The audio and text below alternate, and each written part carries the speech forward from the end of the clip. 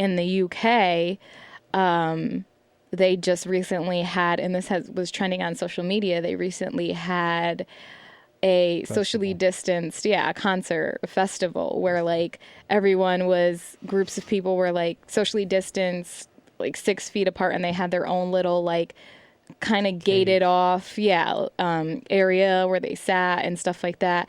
And there was this like debate going on online about whether like you would enjoy that or not, and I said I would enjoy it if I was at the front, because it's so clutch being able to like, you get to sit down, you're in your little area with your friends, you're gated off, and you get to enjoy this concert without people pushing you, shoving you, trying to get in front of you.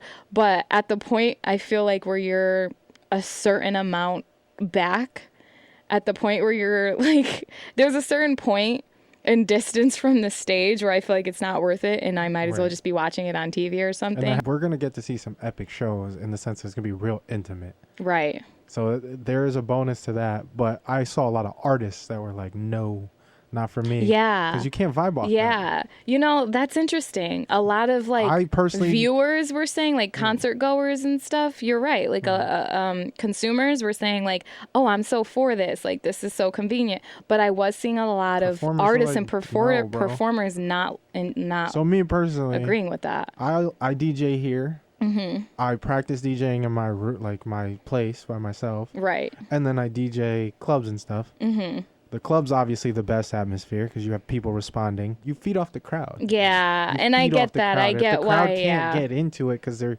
in a cage, essentially. Yeah. Like, they're like spread apart, and there's certain things that, they're like, so relaxed, and like DJ shows, which was the #1 paid show in the world. DJs were getting the most out of every artist, except for like, big name tickets. Yeah. But they were getting the biggest shows. Right. 200, 150, 500,000 people were coming to festivals, not, they're not going to single concerts in Madison Square Garden. Right. They had the biggest, and all of like, you would split the crowd and have it run into each other, mosh pits, all this stuff. That's part of the show. That is part of the experience, I have to say. That's gone with that. I am, I guess, split on the situation where like it is fun to have the experience and be surrounded by people and jump up and down in the crowd and that's why just VIP, have that like dope experience. So I've had this conversation with a bunch of people where they're like, I would never do VIP. I'm like, you don't understand the dopeness of VIP.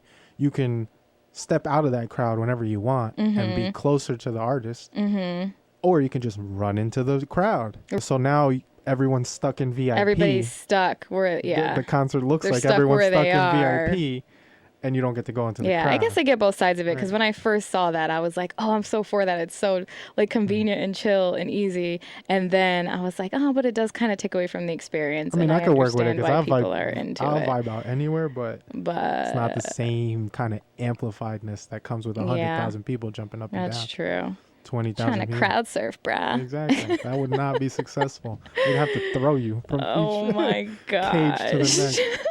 Well, yeah, I just wanted to touch on that really quickly, but there is still a pandemic going on, guys, and be safe. Don't get too comfortable, because the moment we get too comfortable, those numbers will probably go back up.